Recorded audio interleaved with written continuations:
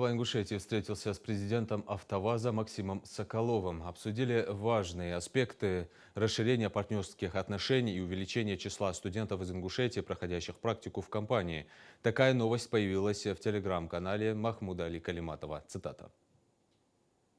Акцентировали внимание на важности сотрудничества в образовательной сфере и профессиональной подготовке нашей молодежи. В этом направлении планируем увеличить число студентов и выпускников, направляемых на стажировку на предприятие «АвтоВАЗа» с сохранением заработной платы. Ранее квота на стажировки составляла 26 человек. В текущем году она значительно увеличена и составляет 70 человек.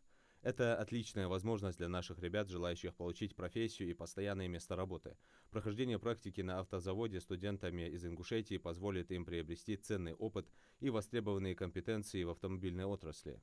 Кроме того, в наших планах увеличить число обучающихся студентов по специальности ремонт и техническое обслуживание автомобилей на базе Северокавказского топливно-энергетического колледжа с 25 до 125 человек.